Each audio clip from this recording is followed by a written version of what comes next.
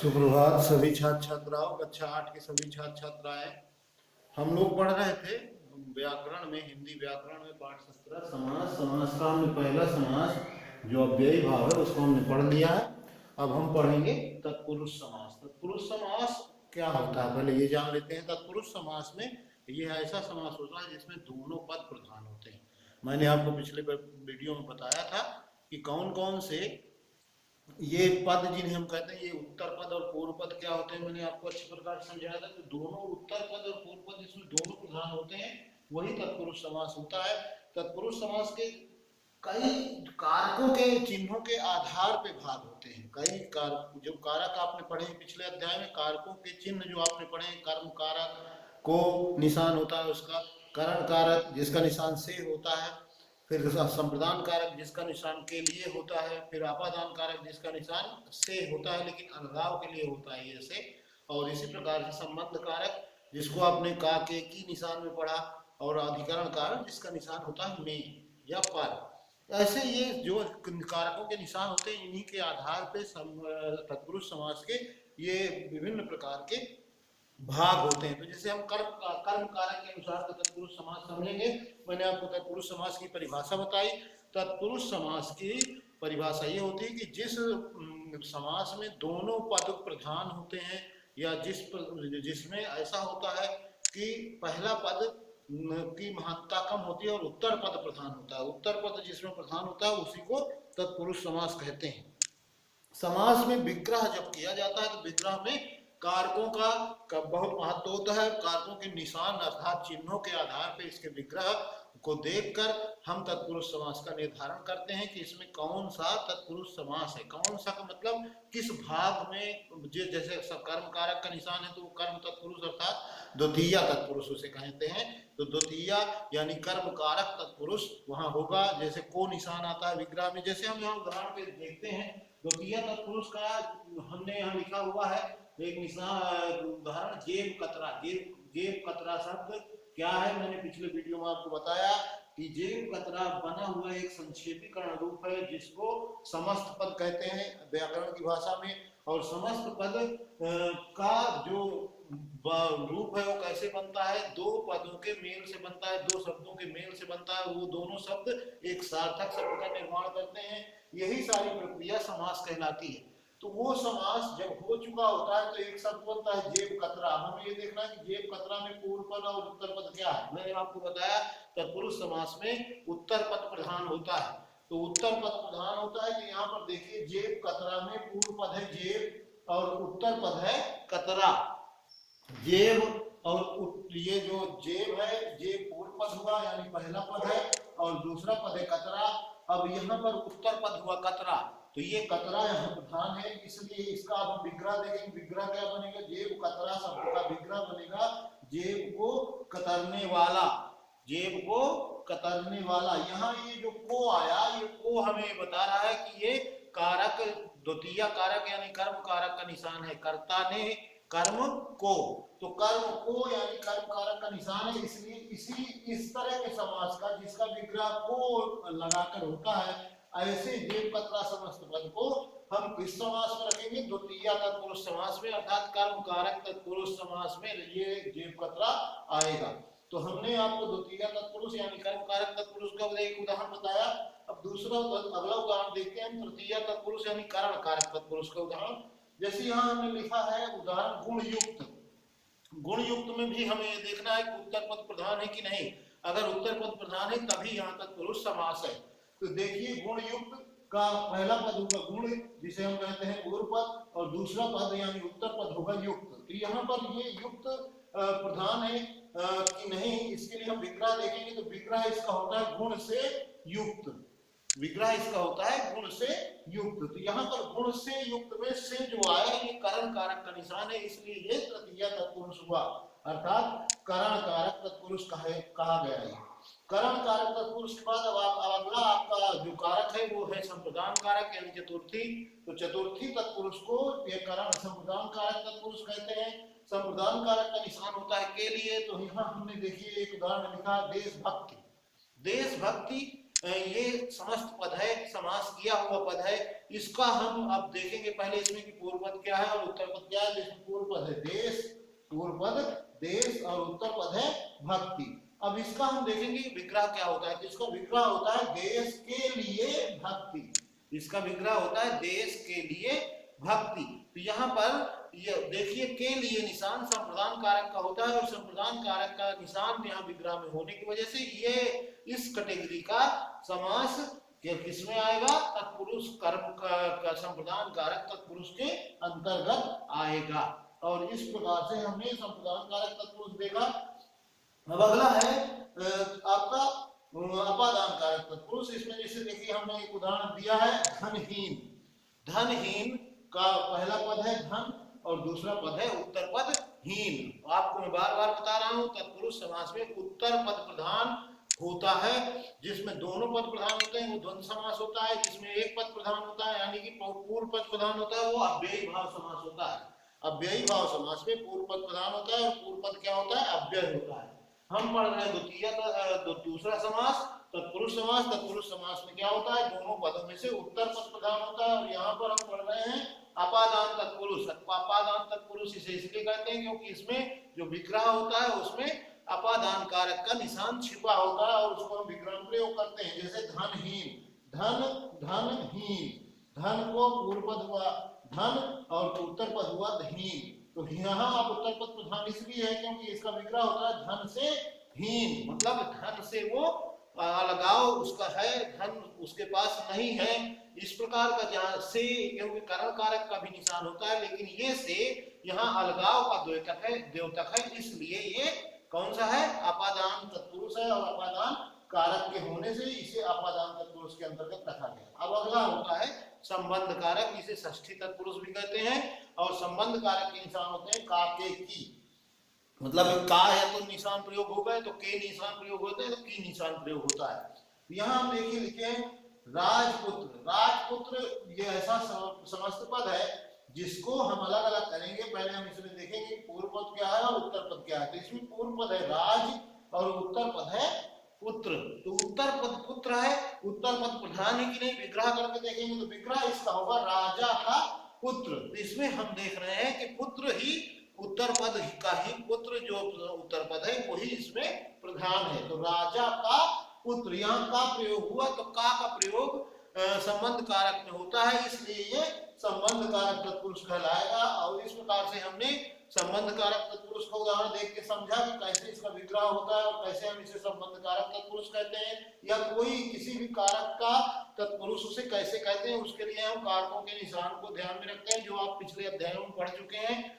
और उसी प्रकार अब अगला हमारा है कारक, वो है अधिकरण कारक। अधिकरण कारक के निशान होता है में। तो यहाँ हमने उदाहरण दिया है आपको गृह प्रवेश। गृह प्रवेश में देखेंगे पूर्व पद ग्रह है और उत्तर पद प्रवेश है। तो गृह प्रवेश, इसमें जो उत्तर पद है वो प्रवेश है, अर्थात घर में प्रवेश। इसका गृह में प्रवेश या घर में प्रवेश ऐसा विग्रह होगा। तो यहाँ में शब्द जो प्रयोग हुआ ये अधिकरण कारक का है, इसलिए इसे अधिकरण तत्पुरुष या सप्तमी तत्पुरुष भी कहते हैं। इस प्रकार से तत्पुरुष समास के ये विभिन्न कारकों के निशानों के हिसाब से भाग होते हैं, जो मैंने आपको उदाहरण के हिसाब से समझाया। अब देखिए तत्पुरुष समास के दो उपभेद भी होते हैं। पहला होता है कर्मधारय और दूसरा होता है द्विगु। द्विगु समास और कर्मधारय समास ये तत्पुरुष समास के उपभेद होते हैं। हालांकि समास मुख्य रूप से चार होते हैं, अव्ययी भाव समास, तत्पुरुष समास, द्वंद्व समास और बहुब्रीहि समास। लेकिन तत्पुरुष समास के दो उपभेद भी होते हैं और ये होते हैं कर्मधारय समास और द्विगु समास। तो हम अब यहाँ पर पहले कर्मधारय समास को समझेंगे। कर्मधारय समास क्या होता है? कर्मधारय समास वहां होता है जहां विशेषण का विशेष से संबंध दर्शाया जाता है। विशेषण का विशेष से या विशेष का विशेषण से संबंध दर्शाया जाता है, वहां पर क्या होता है, कर्मधारय समास होता है। और एक इसका नियम है, वो नियम यह है कि जहां उपमेय का उपमान से संबंध दर्शाया जाता है ये उपमेय और उपमान आप आगे 9th क्लास में अलंकारों में पढ़ेंगे। उपमेय होता है वो जो प्रस्तुत होता है, और उपमान होता है वो जिसकी उपमा दी जाती है, अर्थात अप्रस्तुत और प्रस्तुत, इनको दो शब्दों से जाना जाता है, प्रस्तुत और अप्रस्तुत, उपमेय और उपमान।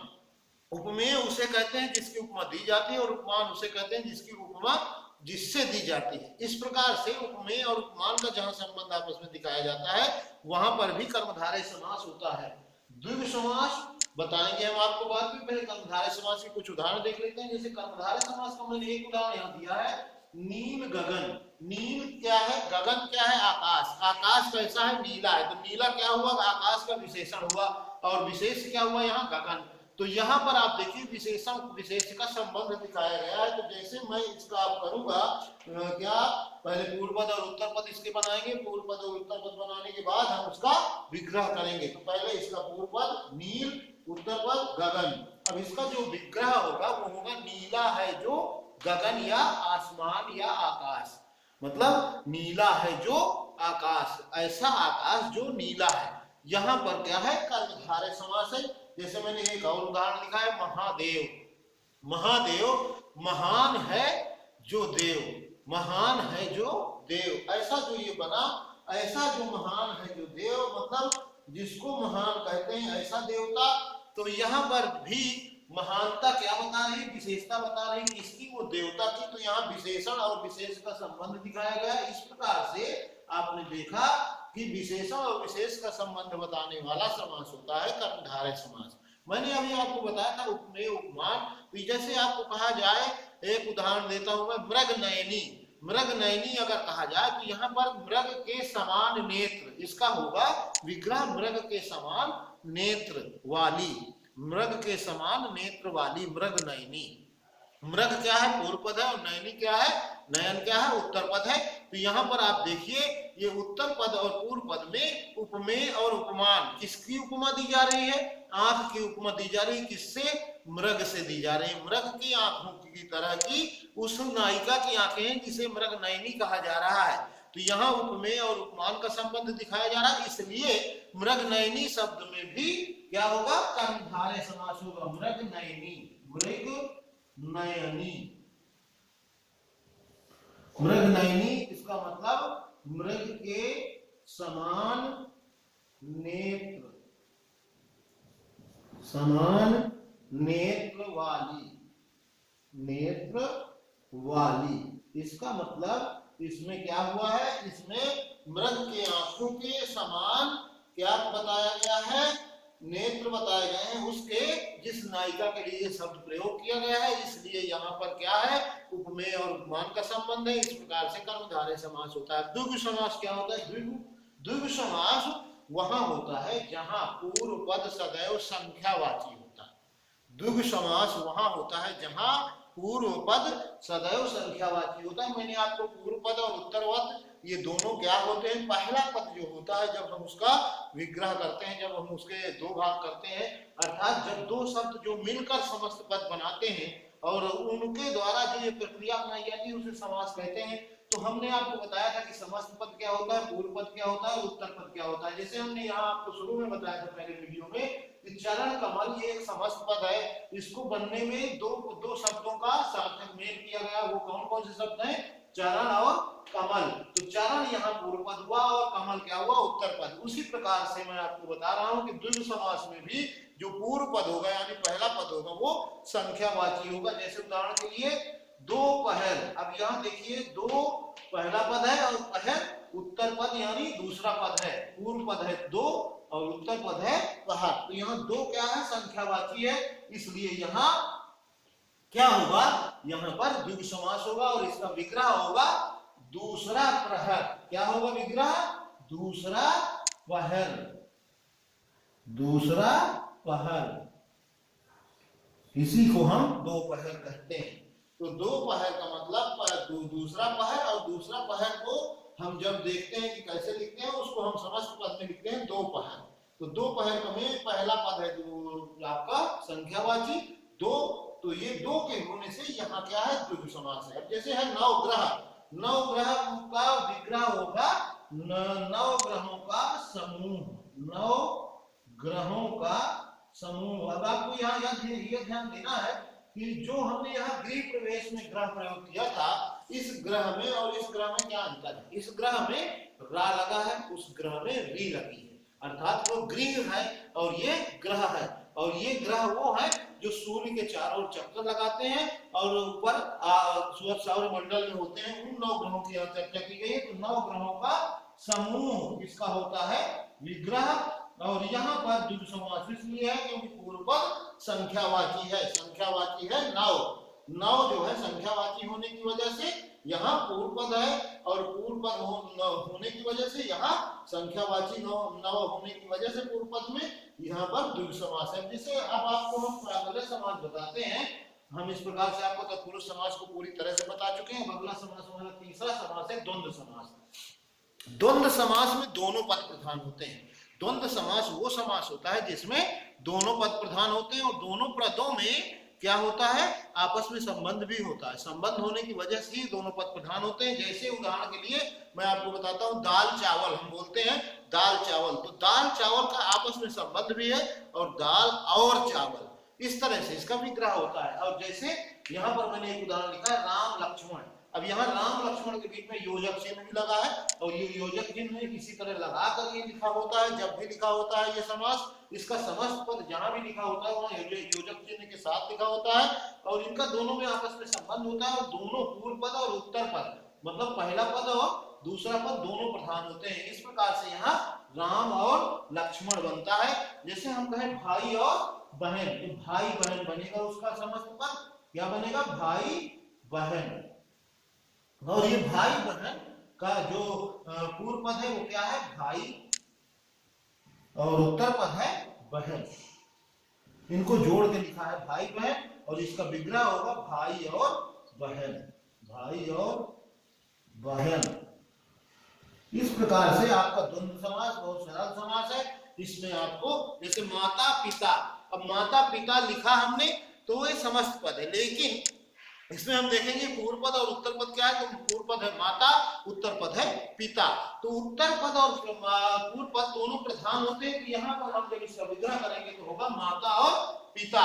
इस प्रकार से ही हम द्वंद्व समास को योजक चिन्ह के द्वारा और उसके दोनों पदों के प्रधानता की वजह से, दोनों पदों के प्रधान होने की वजह से हम उसे जान जाते हैं कि यह द्वंद्व समास है। अगला हमारा समास है बहुव्रीहि समास। बहुव्रीहि समास वो समास होता है जिसमें न तो पूर्व पद प्रधान होता है और न उत्तर पद प्रधान होता है। बहुव्रीहि समास उस समास को कहते हैं जिस समास में न पूर्व पद यानी पहला पद ही प्रधान होता है और न उत्तर पद ही प्रधान होता है, बल्कि प्रधान क्या होता है, प्रधान इसमें अन्य पद होता है। अन्य पद मतलब जो विग्रह के बाद आपको आंसर आता है वो आंसर ही इसका अन्य पद होता है और वही इसका क्या होता है, आपका समास के द्वारा निकला हुआ वो अन्य पद प्रधान होने की वजह से ये समास का उसमें क्या होता है, द्योतक होता है ये समास। वहां पर जैसे आपको मैं कहता हूं पीतांबर, पीतांबर।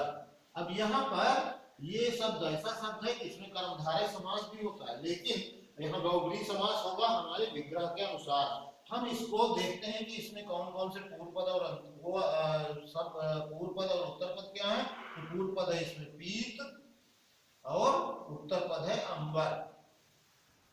तो यहाँ पर आप ये देखिए कि ना तो उत्तर पद और न पूर्व पद, इनमें प्रधानता नहीं है। तो इसके विग्रह को हमें देखना होगा। विग्रह हम करेंगे इसका पीत है, जो पीत है अंबर जिसका, पीत है पीला है, अंबर यानी वस्त्र जिसका।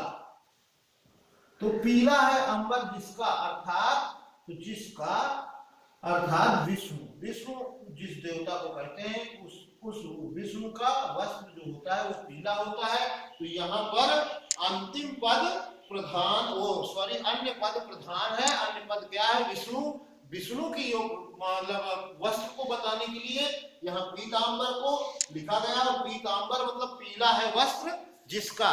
इस प्रकार से अगर इसी में हम कर्मधारय समास को भी समझ लेते हैं, अगर हम इसे करते हैं इसका पीतांबर तो होगा ही पूर्व पद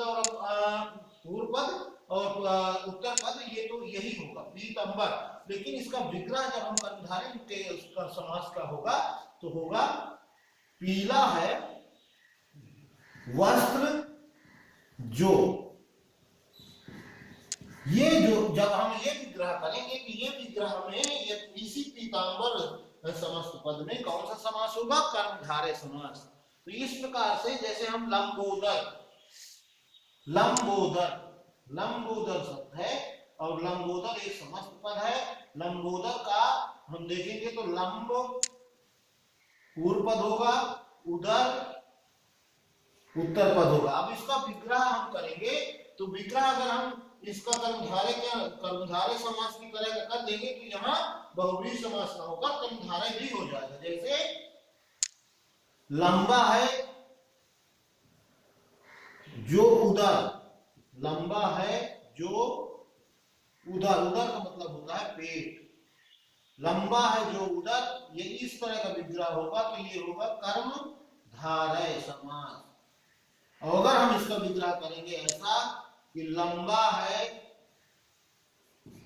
उदर जिसका, अर्थात श्री गणेश, गणेश के लिए ये अन्य पद इसमें प्रधान हुआ। और हम जब इसका विग्रह हम इस तरह करते हैं कि लंबा है उदर जिसका, तो इसका विग्रह जब इस तरह करते हैं तो ये बहुव्रीहि समास हो जाता है। बहुव्रीहि समास में अन्य पद प्रधान होता है। इस प्रकार से आपने ये भी देखा कि कर्मधारय और द्विगु समास, ये जो दो समास तत्पुरुष समास से बनते हैं, ये भी बहुव्रीहि समास में कहीं कहीं प्रयोग होते हैं। जैसे मैं आपको बहुव्रीहि समास का एक उदाहरण देता हूं, त्रिनेत्र, त्रिनेत्र। अब इसका जो आपका पूर्व पद है वो है त्रि और नेत्र क्या है, उत्तर पद है। लेकिन अब इसका हम विग्रह करेंगे तो विग्रह में बनेगा ये तीन है नेत्र जिसके, अर्थात त्रिनेत्र हैं जिसके, तीन नेत्र हैं